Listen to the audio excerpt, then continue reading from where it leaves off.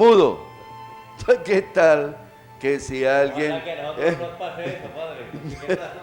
No, sí, imagínate, si en ese momento en el Santísimo, o ese que dice que me tengo que reconciliar conmigo mismo, Ajá. o que me meto a la habitación, o eso que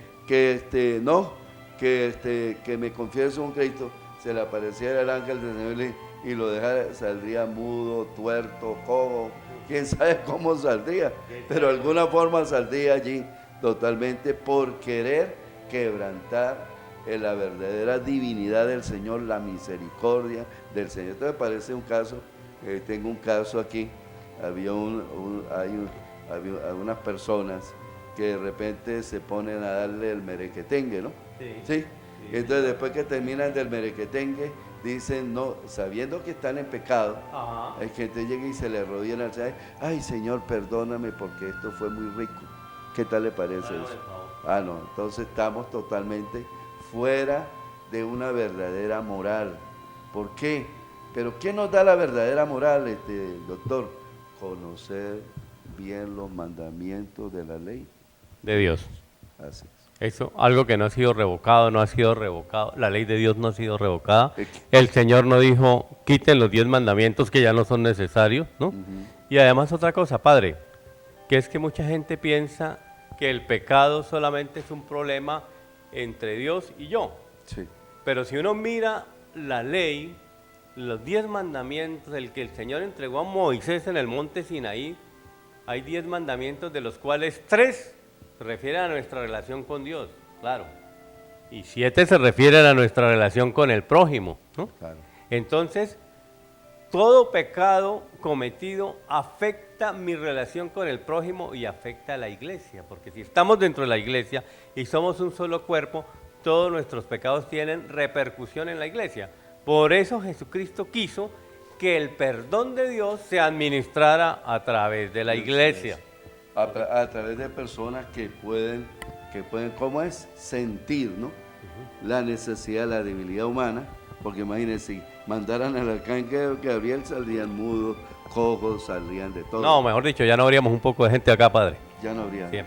Sigamos entonces, padre. Terminemos esta partecita que dice, mientras ustedes permanezcan en mí y mis palabras permanecen en ustedes, pidan lo que quieran y lo conseguiréis. Dice, y si me amas, cumple los mandamientos. Bendito sea. Vamos a continuar con otra pregunta, doctor, que esta cosa se puso muy buena. Se está poniendo buena, padre. Muy bien. ¿Cuáles son las condiciones que Dios establece para otorgar el perdón de los pecados? Bueno, padre. Con ese entusiasmo que usted lo ha hecho, sería bueno escucharlo. Bueno, padre. Con agrado. Ajá, muy bien. Hay muchos hermanos de otras denominaciones dicen que el salmo penitencial por excelencia, y en eso estamos de acuerdo, es el Salmo 51, que compuso el rey David. El rey David a causa del pecado que cometió. A causa del pecado que cometió. Después vamos a ver un poco más en detalle esa historia, porque esto también tiene unas implicaciones lógicas y que favorecen la confesión. Pero para responder esta pregunta, yo quisiera el Salmo 51 aquí en la Reina Valera. Vamos a seguir con la Reina Valera, aunque sabemos que la de Jerusalén es mejor traducida, pero para efectos de defensa de nuestra fe nos sirve. Entonces, Dios, ¿cuáles son las condiciones que Dios quiere para perdonar el pecado? Sinceridad, versículo 6 del Salmo 51. Entonces, versículo 6 del Salmo 51. He aquí, tú amas la verdad en lo íntimo del corazón. Así es. Tenemos que ser sinceros. El publicano. El publicano. Ten misericordia de mí, Señor, porque soy pecador. 2. Arrepentimiento. Y 3. Humildad. David sabía que el Señor exigía estas condiciones para otorgar un perdón real, verdadero de los pecados, y lo vemos en el versículo 17 de este mismo Salmo 51 que compuso el rey David. Entonces, versículo 17 del Salmo 51. Los sacrificios que Dios quiere son el espíritu quebrantado, el corazón contrito y humillado, Dios no lo desprecia. Exactamente, porque hay arrepentimiento total. Hay arrepentimiento y hay humillación. Padre, una pregunta. ¿Qué más humillación? Yo se lo digo como médico, como profesional, y que he recibido muchas veces los pacientes que me tienen que contar sus miserias humanas para yo llegar a un diagnóstico y a un tratamiento médico. Claro. Sus miserias humanas.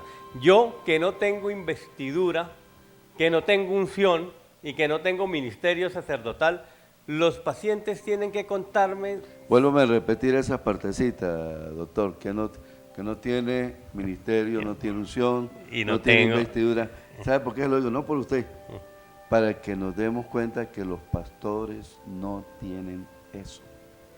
Ahorita lo vamos a ver, padre, más adelante. Muy bien. Okay. Entonces, para que uno sea sincero y para que uno exprese su humildad, tiene que haber una confesión oral. Ese es realmente el significado de la teshuva. Vamos a seguir. Usted sabe todo el hebreo que me ha tocado aprender, ¿no, padre? Toda la teshuva, que es la conversión. La palabra hebrea para hablar de conversión implicaba la confesión oral, porque ahí se manifestaba el arrepentimiento, la sinceridad y la humildad, la humillación, solo con una confesión oral. Si quitas la parte oral de la confesión, no se pueden dar ninguna de estas condiciones. ¿Ok? Y alguien me dijo alguna vez, pero el profeta David hizo este salmo y no necesitó ningún cura para confesarse, ¿no? Me dijo alguien. Entonces, padre, entonces quisiera que nos fuéramos al segundo libro de Samuel, ¿no? Sí. Al capítulo 12. Es una historia muy larga, pero vamos a resumirla en dos, ¿no? Vamos a ver aquí a Samuel. Ya lo tenía por acá.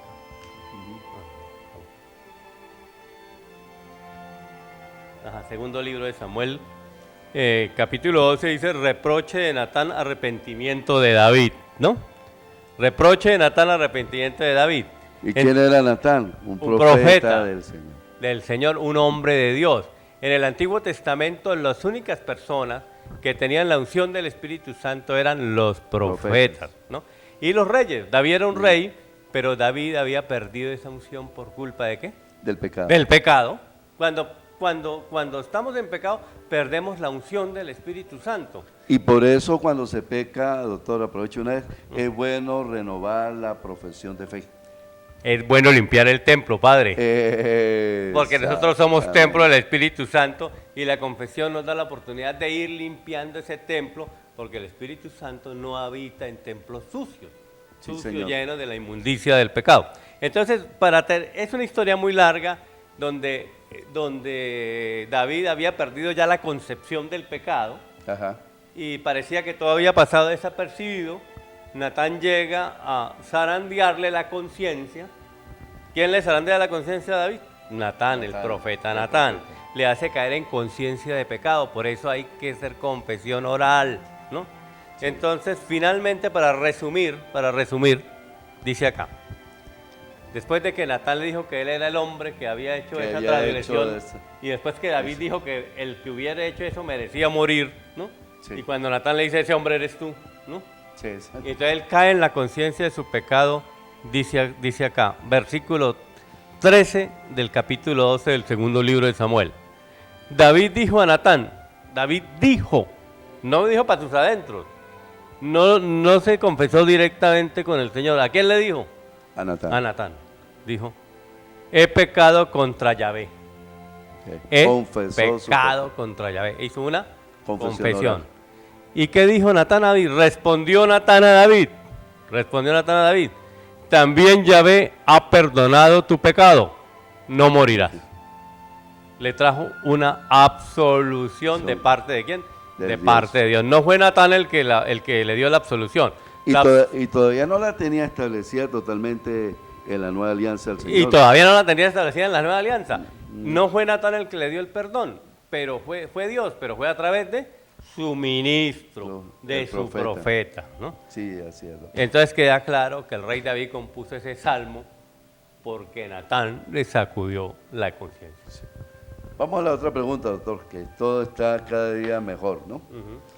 Pero Dios, o sea, Jesús, Sí. Dios hombre verdadero y el verbo que hizo carne y habitó entre nosotros, dio autoridad a sus apóstoles de perdonar los pecados, porque muchos dicen, ¿para qué confesarme con otro hombre? Ya nos dimos cuenta del error tan grande que cometen porque le quitan parte a la Biblia.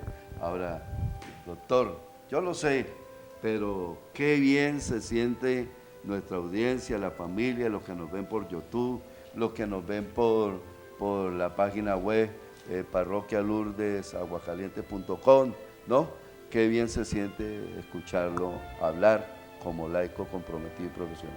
Le dio autoridad a los apóstoles. Bueno, padre, pues su conocimiento. En mi conocimiento no, voy a buscar qué dijo el Señor.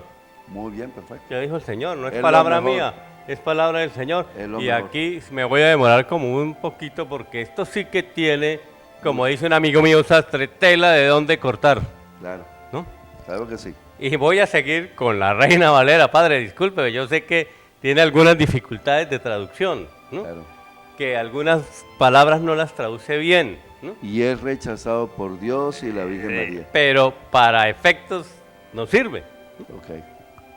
Juan, capítulo 20, versículos 20 al 23. Dice, 21 al 23. Entonces Jesús les dijo otra vez, paz a vosotros. Como me envió el Padre, así también yo os envío. Oiga, eso es importante que veamos el versículo previo. Sí. Así como el Padre me envió, así los también envío. yo os envío. Oiga, a los que conocemos la lógica, esto en español, en lenguaje y en matemáticas se llama ley de transitividad. Claro. ¿Qué quiere decir eso? Que si A es igual a B y B es igual a C, necesariamente A es igual a C. Claro. Por lógica, por ley de transitividad. Entonces dice, así como el Padre me envió, ¿a qué envió el Padre al Señor? A salvar el mundo, a predicar el reino de los cielos y a perdonar los pecados, ¿no? Sí. Así también yo los envío. Y entonces es que establece una condición de transitividad que implica que si el Padre lo envió a él y él envió a sus discípulos, a sus apóstoles, porque una cosa, no es a todos los discípulos, como dicen nuestros hermanos separados, que le dio esa misión, a sus apóstoles, dice que estaban reunidos, ¿no?, en un lugar los apóstoles, ¿no? Y ahí está el símbolo claro de la Iglesia Católica. De la Iglesia Católica. Entonces, así como él le dio esa función a los apóstoles, necesariamente los apóstoles tendrán que dársela a otros discípulos, porque se establece una ley de transitividad. Aquí dicen que no, que lo que el Señor quiso decir fue lo referente a lo doctrinal. Aquí no está diciendo nada de eso. Que el Señor lo que quiso decir es que el que creyera en Jesús era salvo y el que no creyera en Jesús no era salvo. Aquí no está diciendo nada de eso. ¿Por qué? Y habiendo dicho esto, sopló y les dijo, recibid el Espíritu Santo. Recibid el Espíritu Santo. Cuando la Sagrada Escritura dice que el Señor les infundió el Espíritu Santo, quiere decir que les dio unción y les dio cobertura. Le dio unción y le dio cobertura. Y hay que hacer... Para que ejercieran, un ministerio, ¿no? Exactamente, pero por esto, doctor, que recuerden que ahí estaba en pleno poder el Señor. Porque Estaba había resucitado, estaba con pleno poder. Con pleno poder. Sí. Y habiendo dicho esto, sopló y les dijo, recibid el Espíritu Santo. A quienes les perdonen los pecados, les son perdonados, y a quienes se los retuvieres, les son retenidos. Esto sí lo traduce mejor la Biblia de Jerusalén, que dice, a quienes les perdonen los pecados, le quedan perdonados, y a quienes no se los perdonen, no le quedan perdonados. Entonces aquí no está hablando de cuestiones doctrinales, aquí no está hablando de mensajes de salvación. Aquí hay dos palabras claras. Aquí no dice el evangelista que el Señor les dijo esta parábola, ¿no? Aquí no dice el evangelista que el Señor les dijo esta comparación o similar. Aquí está hablando, como dicen los abogados, taxativamente. ¿Qué quiere decir? Dijo lo que dijo, ¿no? Lo que dijo es lo que es, ¿no? Como dijo Pilato, lo escrito, escrito está, y a eso se refiere, ¿no? Esto no da lugar a ninguna otra interpretación, porque está hablando, por un lado, de pecados y por otro lado, de dos condiciones. O se perdonan o no se perdonan, ¿no? Igual como le digo a la mujer adúltera, vete y no peques. Más. Sí. Entonces, dice, ¿qué es lo que pasa? Que el Señor en esto establece unción, cobertura, ¿no? Y transitividad que se va a transmitir a lo largo de la historia, y los apóstoles entendieron bien eso, como vamos a ver más adelante. Y esa transitividad que usted está hablando, doctor, es lo que está relacionado con la tradición de nuestra iglesia católica. Eso correcto. se le llama tradición. Nosotros tenemos la tradición apostólica. La tradición apostólica, sí señor. Vamos a otra pregunta, doctor. Entonces, ¿los apóstoles transmitieron esa unción o cobertura a otros discípulos? ¿Sí sería que lo transmitieron o no? ¿Qué dice usted? Mire, padre, cuando el Señor organizó la iglesia tenía tres condiciones fundamentales para que funcionara, para que cumpliera el papel que él había hecho en su vida ministerial. Uno, que tuviese jerarquía, ¿no? Sí. Usted me quiere leer ahí Hechos 14:23. Hechos 14:23. Vamos por allá. Como lo de la traducción de la Biblia latinoamericana. Sí, Hechos 14:23. 14, ajá. Ahora bien, Dios ha cumplido su promesa, ha hecho surgir de la familia de David a un Salvador para Israel, ese es Jesús. ¿Sí? Hechos 14, no, 14. Vámonos a referirnos a Hechos 14:20, a Hechos 14:23.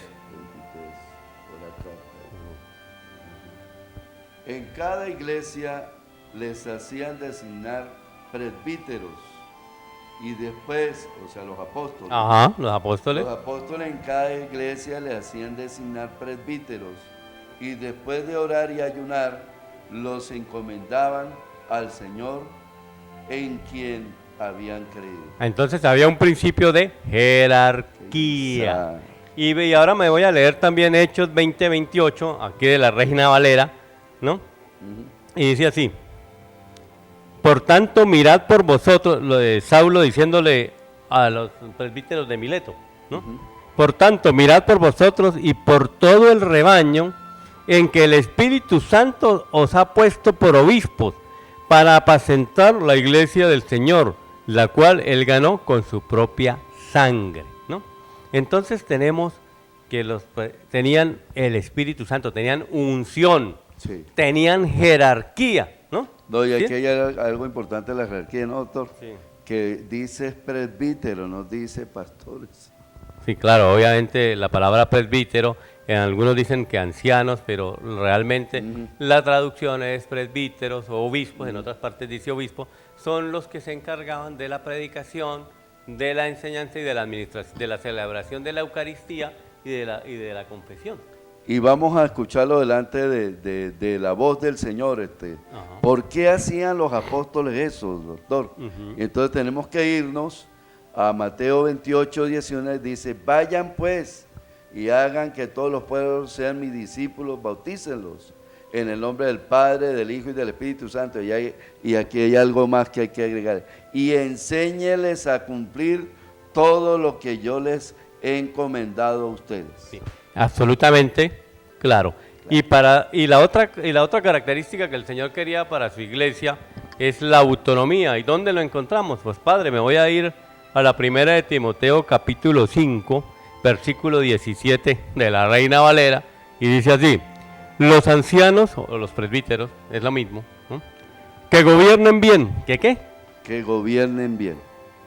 Está diciendo la Reina Valera, que gobiernen bien. Que gobiernen bien, sean tenidos por dignos de doble honor, ¿no? O sea, mayormente los que trabajan en predicar y en enseñar, ¿no? Bendito Entonces sea. Había autonomía, pero no una autonomía caprichosa, sino una autonomía guiada por el Espíritu Santo.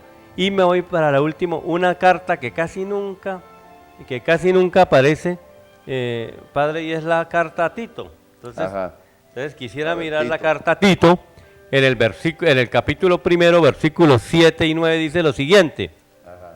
Entonces, ¿lo puedo leer, Padre de la ¿Cómo Reina? no? Léalo. Sí. Porque es necesario que Pablo escribiéndole a Tito, recuerda que los dos amigos de Pablo eran Timoteo y Tito, Sí, ¿no? cómo no. ¿Sí?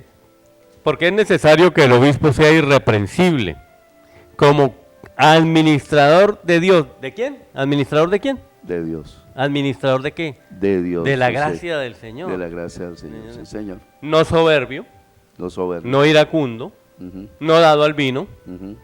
no pendenciero, Sí. no codicioso de ganancias deshonestas, o sea, que no te enriqueciera con el diezmo, Sí. ¿no?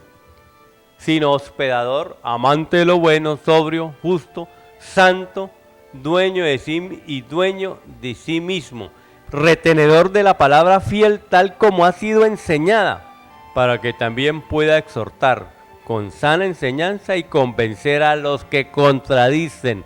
Sí, Señor. Había unidad doctrinal, había jerarquía, había unción, ¿no? Entonces, y había autonomía, ¿no? Ok, creo que con eso Queda claro. queda ese claro punto. eso. Doctor, ¿cómo transmitían este ministerio los apóstoles a otros discípulos? Bueno, ya creo que está claro. Está claro. Con lo que dijimos, está súper Pero- claro. Con el mandato del Señor, está súper claro. Sin embargo, si usted quiere reforzar este Claro, punto, padre.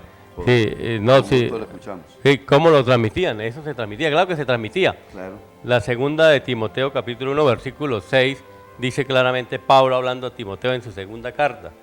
Por lo cual te aconsejo que avives el juego del don de Dios que está en ti por la imposición de manos.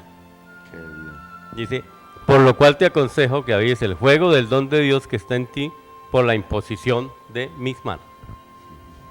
Ok. Bueno, doctor, con vamos a las aprovechar preguntas, entonces sí, la sí. pregunta aquí. Sí. ¿Podríamos decir entonces que en la iglesia primitiva había confesión de pecados? Padre, ¿me quiere leer Hechos 19, 18? Hechos 19, 18. ¿Cómo no? Aquí estamos. Ajá.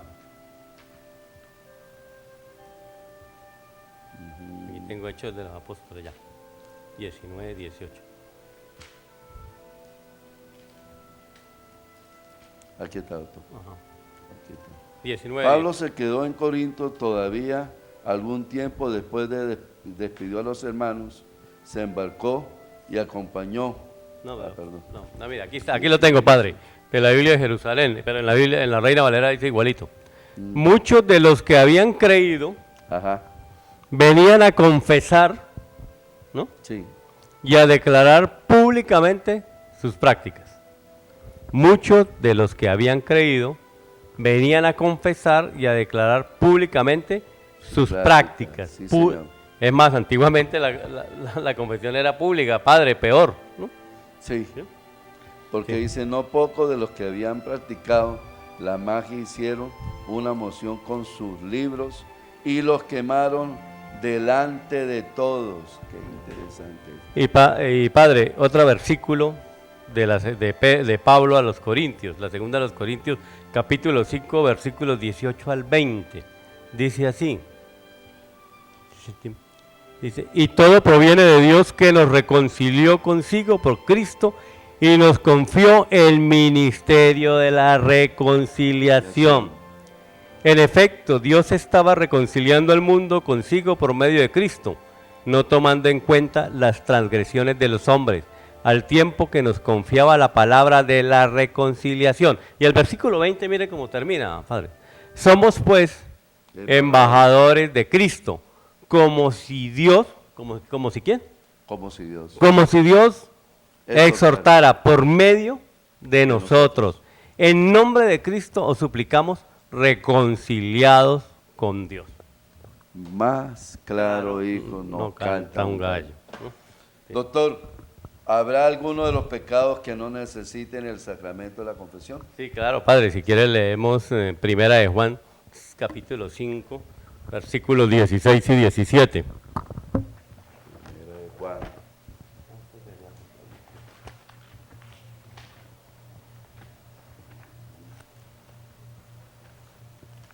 Tenemos Primera de Juan, capítulo 5, Versículo 16 y 17. Ahí vamos, doctor, vamos. Si alguno ve a su hermano en el pecado, un pecado que no ha traído la muerte, ore por él, Dios le dará la vida.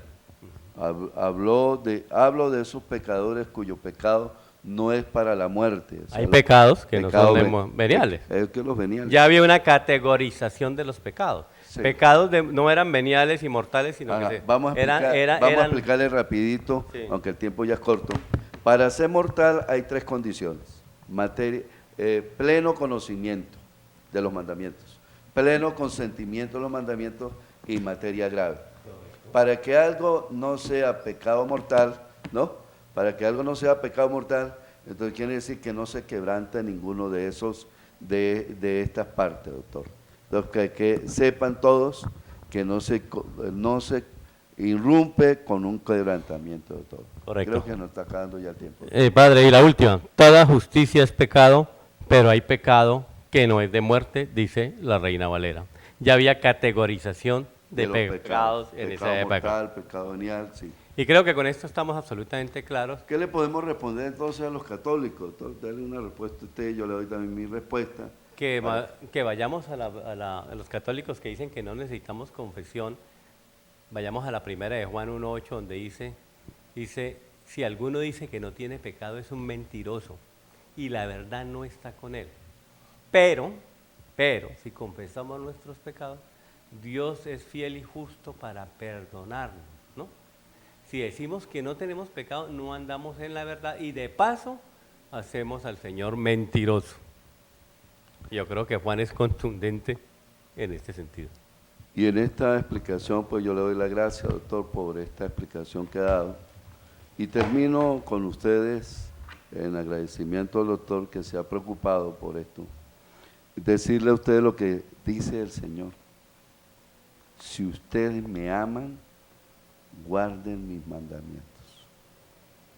Si ustedes me aman, guarden mis mandamientos. Con esto concluyo porque la investigación apologética que ha hecho el doctor Raúl Contreras es digna de que lo escuchemos, que lo escuchen ustedes en YouTube, la página web, los que están en vivo, y que realmente le demos defensa a lo que realmente Jesucristo dejó establecido. Que todo sea para la gloria de Dios, Padre.